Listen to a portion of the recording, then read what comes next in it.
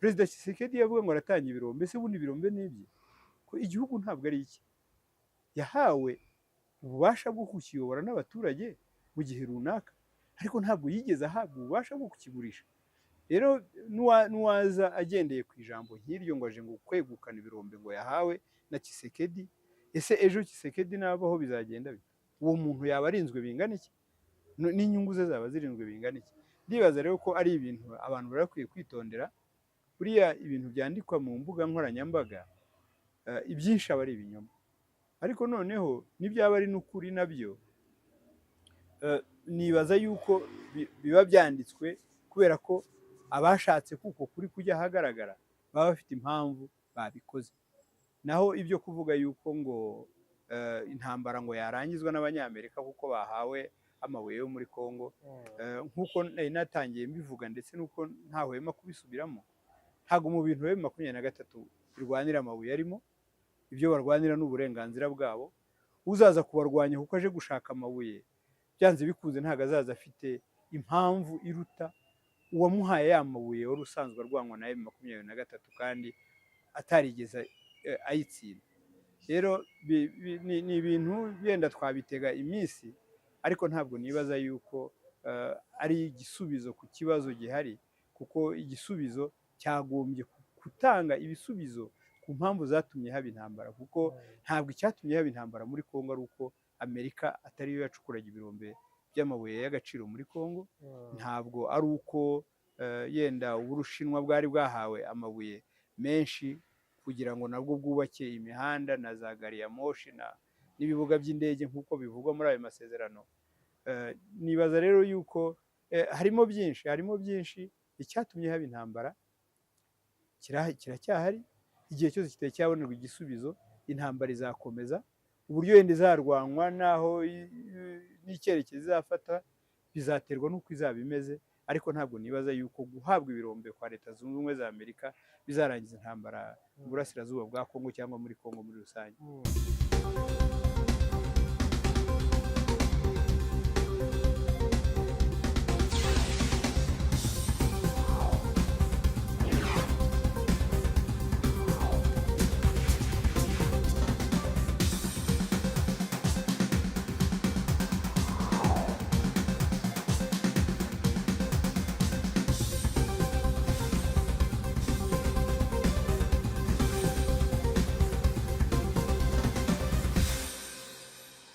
Yego, amahoro y'Imana bane namwe bakunzi ba One Nation Radio, ni radio ya Diaspora y'u Rwanda, ijwi rya Diaspora y'u Rwanda. Twongeye kugira umugisha wo kuba turi kumwe na Maître Gasomenari Jean Baptiste. Maître, tubahaye ikaze nanone kuri One Nation Radio. Murakoze cyane. Ni byiza cyane kuganira namwe, tuganira cyane ku birebana n'ibibazo biri mu karere u Rwanda ruherereyemo muri iyi minsi.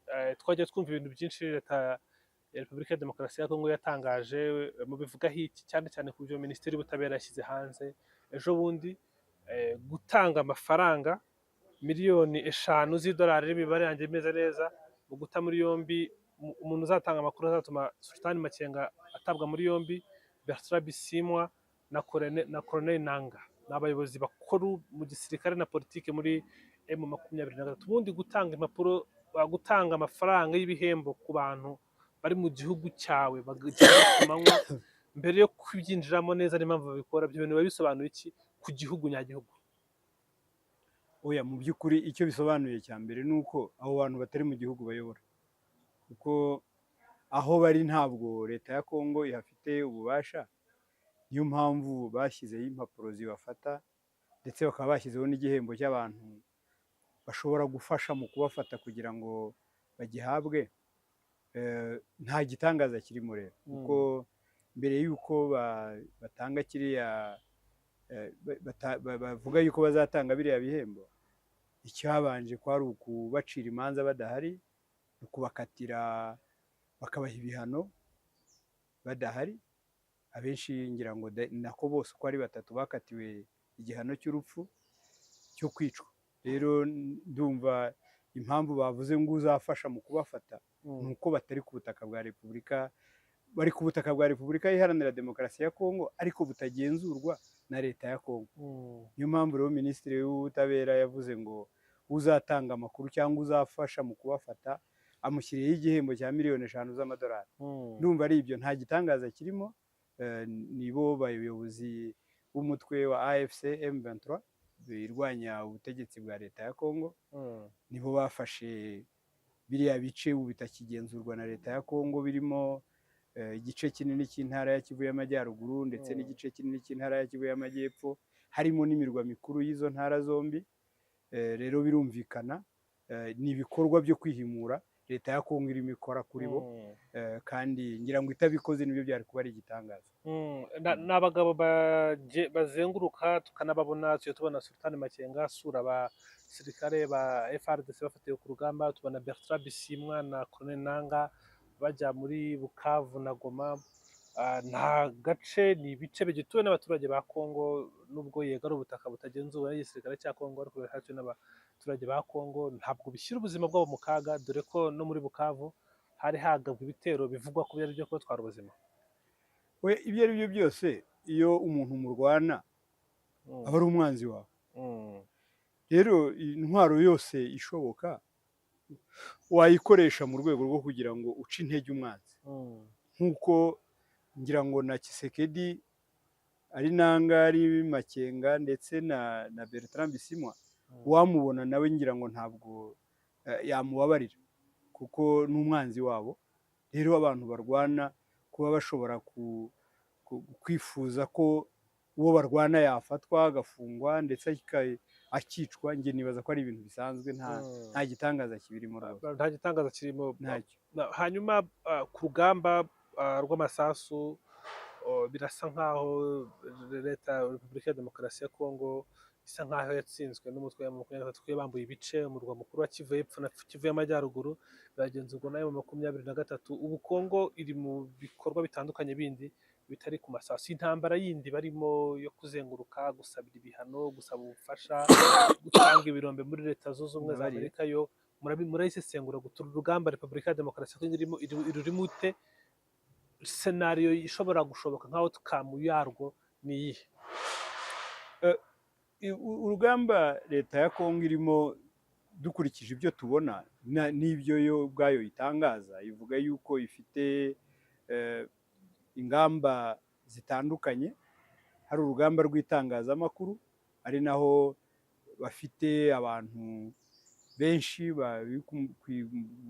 kuri iri tangazamakuru risanzwe bishyura amafaranga menshi kugira ngo batangaze ibinyoma baba bahimbye, akenshi mu rwego rwo guca umwanzi wabo intege.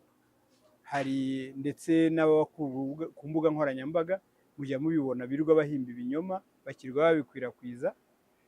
Ubwo bavuga ko urugamba rw'itangazamakuru, bakaba ngo no ku rugamba rwa diplomasi, ubwo ni mu bijyanye n'ububanyi n'amahanga, birirwa bazenguruka isi batanga ruswa, batanga amakuru atariyo, basabira u Rwanda ibihano, kuko ngo kuri bo atari umutwe wa M23 utabaho, ngo ko ari u Rwanda barwana, ngo rwateye igihugu cyabo rugambiriye kuvogera ubusugire bwacyo ndetse no kubatwara amabuye y'agaciro. Niko abayobozi ba leta ya Kongo bagenda bavuga ku isi yose, ariko ari nako batabaza basaba yuko ngo isi ifatira u Rwanda ibihano.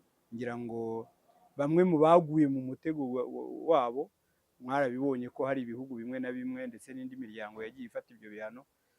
Ariko uretse ibyo hakariho nuko n'urugamba rw'amasasu nubwo barutsinzwe narwo ntabwo bigeze barureka, baracyagura intwaro, baracyazikwirakwiza mu baturage, baracyazijyana hirya no hino ahari ingabo zabo, ahakiri ingabo za leta. Rero izo ngamba zose bazikorera rimwe, rwaba urugamba rwa gisirikare, rwaba urugamba rwa politike, rwaba urugamba rw'itangazamakuru, rwaba urugamba rwa diplomasi, bo bavuga ko babijyanira hamwe. Ariko ikibabaje ni uko muri ibyo byose bahisemo intwaro y'ikinyoma kugira ngo abe ariyo ijya imbere y'izindi zose. Ku rugamba rwo ku butaka M23 yagaragaje ko ifite imbaraga, tugendeye ku byo twabonye kuva Bunagana, ukuntu bagiye bavansa ku Musada Repubulika ya Demokarasi ya Kongo yazanye abarundi, abacancuro, SADC, bose M23 batsinda. Aho ngaho navuga ko ihagaze neza, ihafite n'ingufu. Kuri urwo rugamba rusobanuye M23 ihagaze ite? ngira ngo mwarabibonye ko ku rugamba rw'amasasu bahagaze neza pe, ko kugira ngo ushobore gutsinda ziriya ngabo zose nk'uko wazivuze, zaba ingabo za Kongo zirenga 60,000 zari ziri muri Nord Kivu na Sud Kivu, zaba ingabo zidasanzwe nazo zageraga nko ku 20,000 ubwo bikaba 80, ukongeraho ibihumbi birenga 4 bya SADC, ukongeraho ibihumbi birenga 3 by'abacanshuro, ukongeraho n'ingabo zose za MONUSCO kuko nazo zarwanyaga M23. Bose mwarabibonye yuko babatsinze, n'abarundi n'abazalendo na FDLR na ziriya takataka zindi zose bakorana. Bya gisirikare barabatsinze, nubwo urugamba yego rugikomeza, ariko nibura hari ibyagaragaye kandi bifatika. Ku bijyanye rero na politike, nibaza ko nabo ntabwo bicaye, bagerageza gusobanura impamvu barwana n'impamvu bafashe intwaro n'icyo bagambiriye kugeraho, kugira ngo murabikurikira kenshi ibyo Corneille Nangaa avuga AFC igamije, ko ari ugukuraho ubutegetsi bwa leta ya Kinshasa bakazana impinduramatwara, igihugu kikayoborwa neza, abaturage bakabona inyungu mu mutungo kamere w'igihugu cyabo, abantu bagahabwa uburenganzira bwo kuba iwabo badahezwa. Ibyo rero nabyo babigeze kure. Urwego rwa diplomasi ho ngira ngo haracyarimo ikibazo kandi nuko birumvikana, ibyo ari byose n'umutwe w'inyeshyamba, ntabwo ufite za ambasade mu bihugu bitandukanye cyangwa mu miryango mpuzamahanga ahafatirwa ibyo byemezo byose, ku buryo bahabwa ijambo igihe barikeneye. Nta nubwo bafite na stati y'indorerezi yenda mu muryango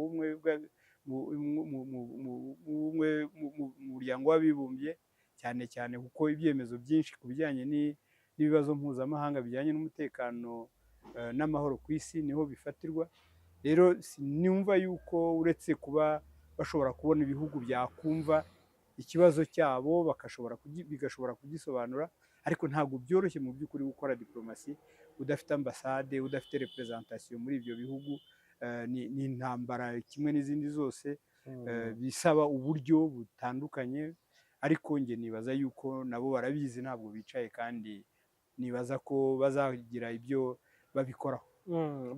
Birumvikana bagomba kugira icyo babikoraho. Impamvu nkubaza gutya, kuki bigorana ko abantu babyumva, bavuga ko bashaka gucyura abaturage babo. Iyo uzengurutse mu nkambi ziri hirya no hino muri East Africa, mu Rwanda, mu Burundi no muri Uganda, uhasanga aba baturage bamaze imyaka irenga hafi 30 bari muri izo nkambi, bakanavuga ko FDLR ihari kandi ibakorera ubwicanyi mu buryo buhoraho. Kuki ari ikintu kigoranye kumva kandi ibimenyetso byabo by'ibyo bavuga ko barwanira bihari binagaragara? Nabo ngabo umukuru w'igihugu n'ujya uvuga ngo bajye baza bagafata umwe bakamujyana aho bamufata, baba babizi ko bamutwaye atari umunyarwanda batwaye umukongomani. Ntabwo bigoranye kubyumva, nta nubwo ari uko batabyumva. Mu by'ukuri kubyumva barabyumva, ahubwo ikibazo gihari ni inyungu. Ese babafitemo inyungu abo baturage? Ese icyo kibazo kucyumva bunguka mu ikibo? Kuko abateza icyo kibazo bo babashyira umuba w'amadolari, bakababwira bati nimwumve ibi ngibi tubabwira, ibindi nimubireke, ibyo mwabonye mubyirengagiza. Kugira ngo niyo mpamvu mujya mubona kuva muri 2021 intambara itangiye, bica abantu, ndavuga ingabo za leta ya Kongo nabo zifatanya nabo, barimo FDLR, barimo wazalendo, barimo n'iriya mitwe yindi yose, ndetse harimo na SADC n'abandi. Iyo wisha umuntu bakamwica kubera ubwoko bwe, bakamubaga ku manywa imbere ya kamera, bakamurya, ibyo bintu kuki nta muntu n'umwe ubivuga? Nta muntu n'umwe ubivuga, kandi si uko baba batabibonye. Iyo bavuga ku bintu bibera mu burasirazuba bwa Kongo, nta n'imwe uzigera wumva bavuga ubwicanyi bw'izo nzirakarengane. Mu ntara ya Ituri hariya hafi, ni intara ihanye imbibi n'intara y'Kivu y'Amajyaruguru, abaturage b'Abahema bicwa buri munsi, bicwa mu magana, bamaze kugera mu bihumbi. Kuki nta muntu n'umwe muri abo bantu bose bakora za raporo ku bibera mu burasirazuba bwa Kongo, nta muntu n'umwe uravuga ubwicanyi bukorwa n'umutwe wa Codeco ushyigikiwe n'ubutegetsi bwa Kinshasa, ukorana na guverineri w'intara ya Ituri mu kwica abaturage babahema icyo babahora nta kindi ni uko bavutse, nta muntu n'umwe ubivuga. Rero ntabwo ari ukuvuga ngo biragoye kubyumva, ahubwo bose barabyumva, ahubwo nuko nta nyungu babifitemo. Ababica babafitemo inyungu kuko babaha amadolari, bakabaha amakontara yo gucukura amabuye, bakabaha n'ibindi byose bakeneye muri Kongo. Igihe ziriya nzirakarengane zicwa, n'inzirakarengane ntizifite icyo zitanga. Rero iyo udafite icyo utanga kuri iyi si kugira ngo hagire ukumva, ni ibintu bigoye cyane, kuko dusigaye dutuye mu isi navuga yandujwe n'uko abantu bose baharanira inyungu zabo. Ukuri nta muntu n'umwe ukikureba, nta n'umwe guteye navuga yuko gushishikaje. Yego, urakoze cyane. Icyo ni ikibazo gikomeye cyane kinaremereye. Urabona hazaza h'uyu mugabane y'ibi bihugu turimo ari uwuhe, ari ahahe, mu gihe ibi bihugu bireba ibintu gutyo nk'uko bivuze, byirengagiza ukuri bikareba hari inyungu zabo, bifite ijambo muri kano karere, muri uyu mugabane? Ye nibaza ko byose bizaterwa n'ibyemezo abawugize n'abawutuye bazafata. Kuko kwicara ukumva yuko hari uwundi muntu uzigera atekereza yuko ufite ibibazo ngo aje kubigukemurira, kwaba ari ukwibeshya. Nta muntu n'umwe uzicara aho azaba yicaye iwe ngo avuge ngo Afurika ifite ibibazo ngo tujye kubikemura. Birasaba yuko abanyafurika ubwabo bahaguruka bakavuga bati ibibazo byacu tugomba kumenya ikibitera, tukabishakira igisubizo kandi kirambye. Igihe abanyafurika batazaba bicaye ngo barebe yuko bafite ibibazo, batekereze igisubizo n'umuti bashobora guha ibibazo byabo, ibyo bibazo bizakomeza, ahubwo bizarushaho kwiyongera. Ibibazo bizakomeza ahubwo bizarushaho kwiyongera. Ariko icyo nakubajije mu kanya kirebana ahanini na FDLR ndetse no gucyura impunzi, bavuga ko ari byo bafite, ariko kuva AFC M23 yakihuza, noneho intego yaragutse n'ubutegetsi bubi nabwo bugomba kuvaho. Ariko reka tuvuge kuri ibyo bibiri bya mbere, gucyura impunzi no kurwanya FDLR, umutwe w'abajenosideri wahagize ugatangira no guteza ibibazo, kuko bari bahari kuva na kera, kuko ujya ubidusobanurira. Ariko byakomeye cyane muri 1994 ubwo batsinzwe mu Rwanda, bahawe ikaze muri Repubulika ya Demokarasi ya Kongo. Gufata Bukavu na Goma mu mirwa mikuru ya Kivu y'Epfo na Kivu y'Amajyaruguru, birahura gute n'iyo ntego yabo yo gucyura impunzi ndetse no kurwanya FDLR? Ibyo ari byo byose, FDLR nk'uko ubivuze ni umutwe w'iterabwoba wasize ukoze jenoside yakorewe abatutsi mu Rwanda. Wajyanywe muri Kongo, ntabwo wahungiyeyo. Ujyanwayo n'ikiswe Operation Turquoise, yari misiyo y'Abafaransa baje kwambutsa bariya abajenosideri, babaha koridoro, babambutsa n'intwaro zabo kugera bageze mu nkambi muri Kongo, aho batigeze bamburwa intwaro. Bagezeyo bihuza na leta ya Kongo, ndetse ya ngengabitekerezo baba bafite ya jenoside nayo barayagura, n'abatari bayifite barayibigisha, babigisha yuko bagomba kwikiza umututsi kuko ari cyo kibazo mu karere. Ngira ngo mujya mubibona n'uyu munsi iyo urebye uburyo iriya ntambara isura yafashe n'abantu bayirwana bari bo, n'ikigamijwe icyo ari cyo. Rero gufata umujyi wa Goma n'umujyi wa Bukavu byaciye intege leta ya Kongo ishyigikiye iyo mitwe y'iterabwoba, harimo na FDLR, ndetse inakorana nayo yivanze mu gisirikare. Ariko ni nyine ni bya bindi, iyo ugufasha nawe ubwe atashoboye, icyo bibyara ni uko mwese muhinduka impunzi. Ngira ngo ni nako byagenze. Uyu munsi FDLR irakivanze n'igisirikare cya Kongo. Mumbabarire, mu bakomeza gukomeza intambara ndetse no gutera ibitero shuma hirya no hino kugira ngo intambara itarangira, abo bantu barimo. Ariko ikiriho twebwe tubona kandi kidashobora guhinduka, nuko igihe cyose uriya mutwe uzaba utari waranduka hariya mu burasirazuba bwa Kongo, ntabwo hazigera haba amahoro, kuko bari mu bantu batuma haba amahoro make igihe cyose. Naho ku bijyanye n'impunzi byo ngira ngo ni ikintu yenda gisa nkaho kigoye kuri ubu ngubu, kuko ntabwo niyo dushobora kubona nka M23 ifashe umwanzuro ikavuga ati mu bice byafashe impunzi nimutahe turabacungira umutekano. ntabwo bisaba yuko M23 cyangwa AFC bafata icyemezo ngo aho abashaka nimutahe.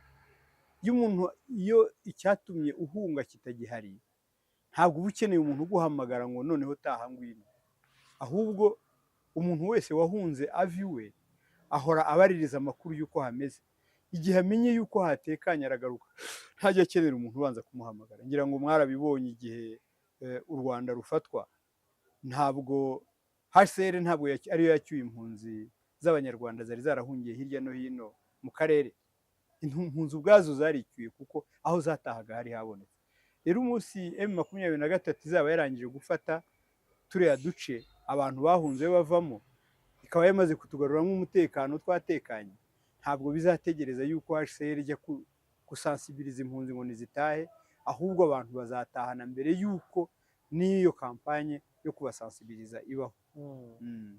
Yego, hanyuma kuri ubu ngubu turi kubona amabombardement lourde mu Minembwe. Kare nahoze mbona hari indege ya Sukhoi iri kuza ikarasa ikajya kurisharisha Kisangani ikongera ikagaruka. Iyi Minembwe yo n'abanyamurenge barajya muri iki kibazo gute? Hagati habayeho ibikorwa bitandukanye byo kubica mu minsi yatambutse, ariko muri iyi minsi biriyongereye cyane, banabiciye n'umuyobozi wabo Makanika. Ngira ngo ni bya bindi twavugaga by'ingengabitekerezo ya jenoside. Intambara irwanwa muri Kongo, abantu iyo bavuga yuko barwana ku burenganzira bwabo bwo kubaho nk'abenegihugu, bambuwe n'ubutegetsi bw'igihugu cyabo. Mu by'ukuri ubu ni igihugu cyabo cyagombye kuba kibarinda, kibashakira umutekano. None kugira ngo babone umutekano bagomba kurwana n'igihugu cyabo na leta y'igihugu cyabo n'ingabo z'igihugu cyabo. Rero abanyamurenge nabo ni abatutsi kandi nibo batifuzwa muri burasirazuba bwa Kongo, nibo bicwa haba mu majyepfo ya Kivu, haba no mu majyaruguru ya Kivu, ndetse n'ahandi hose mu mijyi ya Kongo nibo bibasirwa kubera ukuntu uko basa. Rero nta gitangaje kuba barimo bagaba ibitero bikomeye by'indege kuri Minembwe cyangwa se mu murenge muri rusange. Nta kindi ni ukubera ko n'uriya mutwe wa Twirwaneho uriyo, kandi ubu ngubu noneho birazwi, biri officiel, bamaze kwihuza n'umutwe wa AFC. Ni ukuvuga ngo ntabwo wakiri AFC M23 gusa, harimo na Twirwaneho. Nk'uko ushobora kubikeka, yenda ejo hazaba hiyongereyeho uwundi mutwe. Ngira ngo n'ejo bundi hari ibyo nasomaga by'umutwe wundi w'abamayimayi w'abazarendo waje kubiyungaho. Bivuga ngo mu minsi iri imbere n'iyindi mitwe n'abandi bantu batandukanye bakomoka no mu ntara zitandukanye bazaba ari abanyamuryango ba AFC, nabo bamaze kwinjira muri uwo mujyo wayo. Rero kuba batera umurenge, kuba barasa Minembwe, nibaza ko nta kindi nuko babona yuko uretse kuba bari basanzwe n'ubundi bamaze imyaka myinshi mu ntambara yo kwirwanaho, ariko noneho uyu munsi ho hari n'icyo cy'uko bihuje n'umutwe wa AFC. Leta ya Kongo ikabikeka yuko ari izindi mbaraga zaje kwiyongera ku zari zisanzwe ziyirwanya, igomba guca intege. Yego, mu mpera z'ukwezi kwa mbere nibwo twumvishe imirwano ikomeye yabaye za Minova muri Kivu y'Amajyepfo, bafata Sake bakuramo n'umujyi wa Goma. Hanyuma mu kwezi kwa kabiri mu matariki 9 gutyo tubona habayemo kumanuka mu majyepfo, bakuramo ikibuga kinini cya Kavumu, banafatana na Bukavu, nyuma baramanuka bajya Kamanyola. Twumva ibintu bibaye nk'aho bituje, nta bintu bigikora. Kuri ubu ngubu twavuga ko pozisiyo za M23 ni izihe, iragana hehe? Wabivuze uti Colonel Nanga yavuze ko gahunda ari ukugera Kinshasa. Bimeze bite ku rugamba ubu ngubu, pozisiyo zabo ni izihe, iragana he? Ibyo ari byo byose ngira ngo twese twarabikurikiye. Nyuma y'ifatwa ry'umujyi wa Bukavu habayeho inama yahuje abakuru b'ibihugu b'umuryango wa East African Community ndetse n'abakuru b'ibihugu b'umuryango wa SADC. Icyaganirwaho wari umutekano mu burasirazuba bwa Kongo.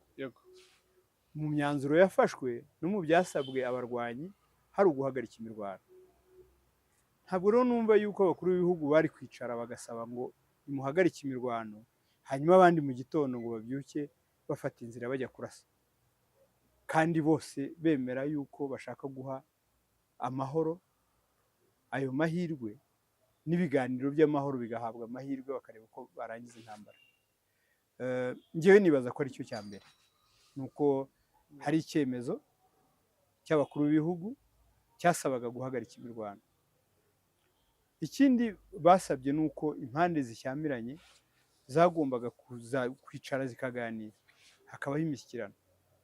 Ibyo wenda biracyagoranye kuko Perezida Tshisekedi avuga ko adashobora gushyikirana n'umutwe wa M23 n'indi huriro rya AFC ndetse n'abandi bose bakorana nabo, ariko hari n'inshingano zari zahawe abagaba b'abakuru b'ingabo bakomoka muri ibyo bihugu bo kuba batanze ingengabihe y'uburyo ibikorwa bizakurikirana. Birumvikana hagenda habamo ibibazo kuko hari impande zitandukanye zishyamiranye zitumvikana ku byemeranyijweho, bisaba yuko zigomba kuganirizwa kugira igihe babageza ku rwego rumwe rw'imyumvire kugira ngo bashobore kubahuza ku meza y'ibiganiro, bashobore kuganira bagire icyo bageraho. Rero ikiriho ni uko ngira ngo M23 iracyari mu birindiro byayo, uretse ahantu itewe ijya yitabara. Ngira ngo mwarabyumvise nk'ejo baratewe hafi ya za Masisi centre, noneho biba ngombwa yuko bakurikirana umwanzi, baramurasa bamurenza ahitwa Nyabyondo. Ubu na Nyabyondo iri mu maboko ya M23, ariko nyine ibyo byose biba byaturutse ku bushotoranyi buba bwabaye n'intambara ziba zabaye. Ariko mu by'ukuri ntabwo M23 yigeze ivuga ko idashyigikiye ibyategetswe n'abakuru b'ibihugu, kandi mu byo harimo ko imirwano ihagarara, ariko nyine ibyo basabye bindi nibidashyirwa mu bikorwa, ubwo icyo gihe imirwano izubura, icyo gihe niyubura byanze bikunze ubwo bazafata utundi duce. Cyo gusaba ni ikintu gikomeye cyane kuko niho haziramo abantu bo mu bihugu nka bya SADC bari bari mu nama yahuje SADC na EAC, bemeranya ku ngingo nyinshi zirimo nuko Kinshasa igomba kuganira na M23. Urabyiruka n'itangazo Ramaphosa yasohoye yageze muri Afurika y'Epfo, iyo ngingo yishyizemo ayishyira no muri board. Mu cyumweru gishize twabonye inama ya SADC y'abanyamuryango ba SADC irimo ba Lazarus Chakwera, ba Emmerson Mnangagwa, Ramaphosa, Samia Suluhu ndetse na wo muri Zambia Hakainde Hichilema, bemeza ko bagomba gufasha Repubulika ya Demokarasi ya Kongo kurwanya M23. Iyi SADC yo muri iki kibazo wisesengura ute ko iyo ivuze ijambo yirengagiza ingingo ikomeye kandi bari baremeranyijeho na EAC yo kuganira y'ibiganiro hagati ya Kinshasa na M23? Ikigaragara ni uko SADC igira indimi ebyiri, tumaze kubimenyera, kandi nk'uko nabikubwiye biye biterwa n'inyungu ibihugu bifite z'umwihariko muri Repubulika Iharanira Demokarasi ya Kongo. Ngira ngo iyo bavuze SADC igihe cyose twagombye kumva SADC nk'akarere, ariko igihe cyose yagaruka ibihugu bimwe, ni Afurika y'Epfo, ni Tanzania, ni Malawi, kubera inyungu buri gihugu muri ibyo navuze kigiye kigira muri Kongo ku giti cyacyo. Kuko iyo biza kuba mu by'ukuri ari ingabo za SADC, n'ibindi bihugu bya SADC byagombye kuba byaroherejeho ingabo, ariko ibihugu bya SADC ntabwo byohereje ingabo. Ibihugu byinshi bya SADC biranavuga biti nta n'impamvu yuko twebwe tujya mu ntambara ishobora kurangizwa n'ibiganiro, kuko nta ntambara ihari yananiranye, nta n'icyananiranye gukemuka. Impamvu hari intambara ni ukwinangira kwa Perezida Tshisekedi kwanga kuganira ngo haboneke igisubizo gituma haba intambara. We akavuga yuko ngo byanze bikunze ikibazo agomba kugikemura akoresheje intwaro. Ntabwo mu by'ukuri yarabigerageje kuva muri 2022, uretse kugerageza n'ingabo ze yahamagaye n'iz'u Burundi, uretse iz'u Burundi afite iz'umuryango w'abibumbye akoresha uko abyumva, uretse n'ibyo hari n'abacancuro yazanye. N'uyu munsi nta gihugu na kimwe kigeze kibita abacancuro, kandi mu by'ukuri kibona yuko ibikorwa bakora ari ibikorwa by'ubucancuro, ariko birinze kubivuga kubera za nyungu nakubwiye. Rero kuba barahuye bakavuga ngo bagomba gufasha leta ya Kongo kurwana intambara, ibyo ari byo byose ikizabaho ni uko intambara ntabwo bazayitsinda, kandi uko intambara batazayitsinda ariko bazarushaho kugenda baseba. Ngira ngo mwarabibonye ukuntu abatsindiwe muri iriya ntambara bambuka umupaka w'u Rwanda bamanitse amaboko. Hari n'abasabye yuko badafotorwa kubera ipfunwe bafite ry'iriya ntambara. Rero uko bakomeza gushaka kurwana iriya ntambara, nibaza ko ari nako gutsindwa kuzakomeza kugenda kugira iyindi sura n'iyindi ntera. Ni ibintu mu minsi ya vuba cyane tuzabona yuko abashaka intambara batazayungukiramo ahubwo bazayihomberamo.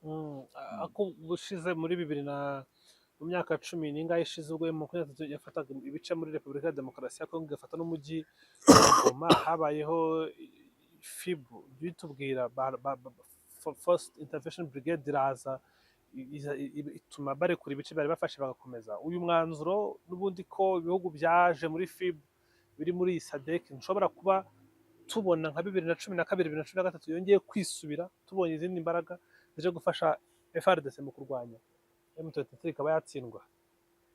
Ibyo ari byose ngira ngo mwarabibonye ko 2013 itandukanye na 2025.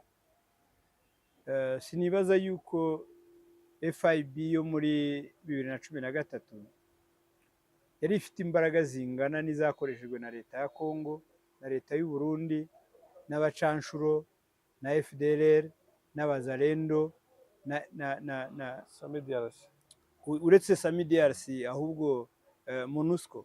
Kugira ngo muribuka ikintu cyitwa Operation Springboard bashyize ibirindiro ahitwa mu Kimoka, bose bari bararahiye bavuga ko umujyi wa Goma utazafatwa. Ari umuryango w'abibumbye wavuze ko umujyi wa Goma utazafatwa, ari ingabo u Burundi bwavuze ko umujyi wa Goma utazafatwa, leta ya Kongo ivuga ko umujyi wa Goma utazafatwa, n'abandi bose bavuga ko umujyi wa Goma utazafatwa, ariko si umujyi wa Goma uri mu maboko yabo. Rero nibaza yuko ibyo abantu bavuga n'ukuri haba hari mu intera hagati. Hari ibyifuzo by'abantu ariko hari n'ibikorwa bigaragara. Sinibaza rero yuko SADC izaza izanye ingabo zizaza zije gutsimbura abantu bari muri gakondo yabo ngo hanyuma itsinde iyo ntambara. Cyakora ishaka gushize kandi bari muri gakondo yabitsinda iyo ntambara. Sinibaza yuko aribo batsinze intambara. Hari ibintu byinshi byabaye uruhurirane bituma iriya ntambara bayitsinda ku buryo bworoshye, harimo n'uko nabo barwanaga nabo ubwabo bagize ukumvikana guke, nabo bagasubiranamo bakarwana, hanyuma bikabaca intege kuko bari banacitsemo ibice, bari batagifite imbaraga, bari batagifite abantu, ntabwo bari bariho mu by'ukuri. 2013 nibaza yuko abo basirikare ba SADC bari bari muri FIB basa nkaho bagiye kurasa imirambo, ntabwo barasha abantu kuko nta bari bahari.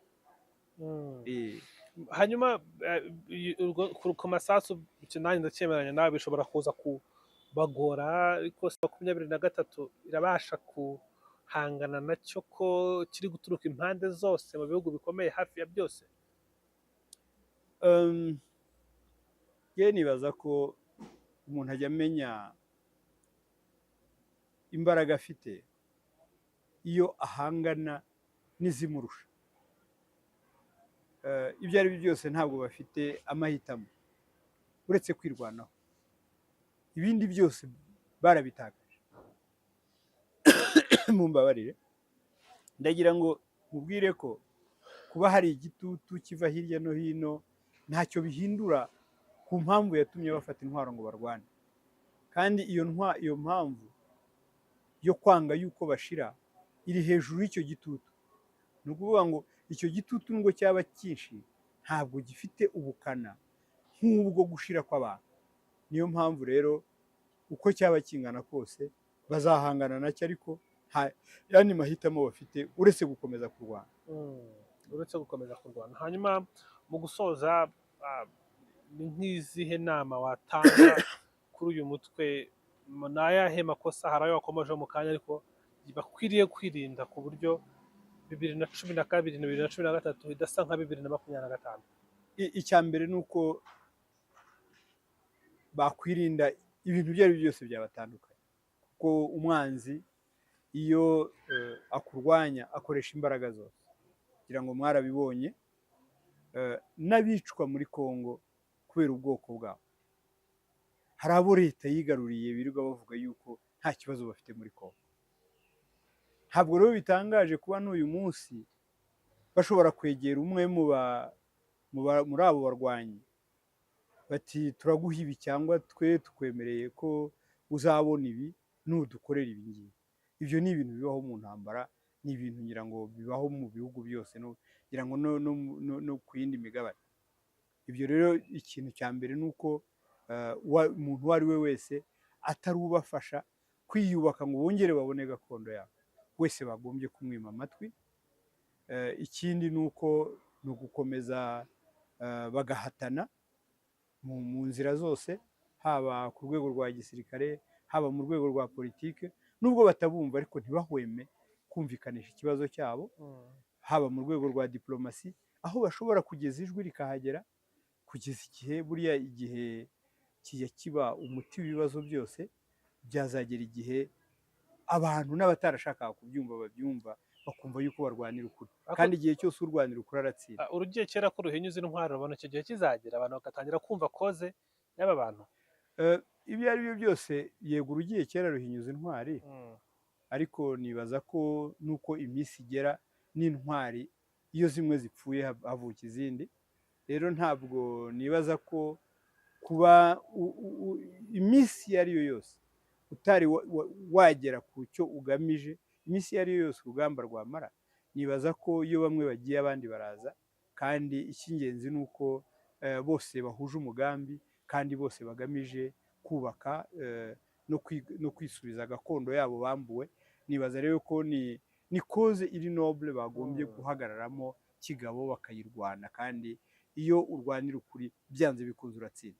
Ibi bihugu biri muri ibi bibazo ahanini biri kuza kubera ko Kongo hari ubutunzi ifite, anakomeje kuri za ruswa n'amadolari menshi batanga, hari n'abarobisiti benshi bavugira Kongo kubera ko bafite amadolari. Hari amakuru turi kubona ku mbuga nkoranyambaga ko Tshisekedi adashobora kuba yeguriye ubucukuzi bw'amabuye y'agaciro bwose, yabweguriye Leta Zunze Ubumwe za Amerika. Ubundi ngo babukoranaga ariko ngo bukanyura mu Rwanda, ngo noneho agiye kubwemerera Leta Zunze Ubumwe za Amerika ngo ibafashe guhangana na M23. Tekereza ko Amerika ya Trump ishobora kugwa muri uwo mutego wo kuza ku ruhande rwa Kinshasa na Tshisekedi? Iyi si igizwe n'inyungu, basanze ariho bafite inyungu nta cyababuza kuhaza, ariko si ibyo birombe avuga ashaka guha administration ya Trump muri Amerika bibereye aho nta bandi babicukura, kuko si ibanga yuko ibyinshi byeguriwe Abashinwa. Ese Abashinwa bo bazemera gukuramo akabo karenge nyuma yo gushora amafaranga angana n'ayo bashoye muri ibyo birombe? Ngira ngo icyo ni ikibazo abantu bose bakwibaza. Ahubwo ngira ngo nibikomeza, ikintu kigiye gukurikiraho ni intambara hagati y'abashaka ibyo birombe ubwabo. Noneho ahubwo cya kibazo cya M23 na leta yabo cyo kikibagirana, ahubwo hakabaho intambara y'ibyo bihangange bikeneye ibyo birombe n'ayo mabuye y'agaciro yo muri Kongo. Kuko Perezida Tshisekedi yavuga ngo aratanga ibirombe, se ubundi ibirombe ni ibye? Ko igihugu ntabwo ari iki, yahawe ububasha bwo kukiyobora n'abaturage mu gihe runaka, ariko ntabwo yigeze ahabwa ububasha bwo kukigurisha. Rero n'uwaza agendeye ku ijambo nk'iryo ngo aje ngo kwegukana ibirombe ngo yahawe na Tshisekedi, ese ejo Tshisekedi nabaho bizagenda bite? Uwo muntu yaba arinzwe bingana iki? N'inyungu ze zaba zirinzwe bingana iki? Ndibaza rero ko ari ibintu abantu barakwiye kwitondera. Buriya ibintu byandikwa mu mbuga nkoranyambaga ibyinshi aba ari ibinyoma, ariko noneho n'ibyaba ari n'ukuri nabyo nibaza yuko biba byanditswe kubera ko abashatse kuko kuri kujya ahagaragara baba bafite impamvu babikoze. Naho ibyo kuvuga yuko ngo intambara ngo yarangizwa n'Abanyamerika kuko bahawe amabuye yo muri Kongo, nk'uko nari natangiye mbivuga ndetse n'uko ntahwema kubisubiramo, ntabwo mu bintu M23 birwanira amabuye arimo, ibyo barwanira n'uburenganzira bwabo. Uzaza kubarwanya kuko aje gushaka amabuye, byanze bikunze ntabwo azaza afite impamvu iruta uwamuhaye ya mabuye wari usanzwe arwanwa na M23 kandi atarigeze ayitsinda. Rero ni ibintu byenda twabitega iminsi, ariko ntabwo nibaza yuko ari igisubizo ku kibazo gihari, kuko igisubizo cyagombye gutanga ibisubizo ku mpamvu zatumye haba intambara, kuko ntabwo icyatumye haba intambara muri Kongo ari uko Amerika atari yo yacukuraga ibirombe by'amabuye y'agaciro muri Kongo, ntabwo ari uko yenda Ubushinwa bwari bwahawe amabuye menshi kugira ngo nabwo bwubake imihanda na za gari ya moshi n'ibibuga by'indege nk'uko bivugwa muri ayo masezerano. Nibaza rero yuko harimo byinshi icyatumye haba intambara kiracyahari, igihe cyose kitari cyabonerwa igisubizo intambara izakomeza, uburyo yenda izarwanwa naho n'icyerekezo izafata bizaterwa n'uko izaba imeze, ariko ntabwo nibaza yuko guhabwa ibirombe kwa Leta Zunze Ubumwe za Amerika bizarangiza intambara mu burasirazuba bwa Kongo cyangwa muri Kongo muri rusange. Maître, reka ngushimire cyane. Murakoze namwe.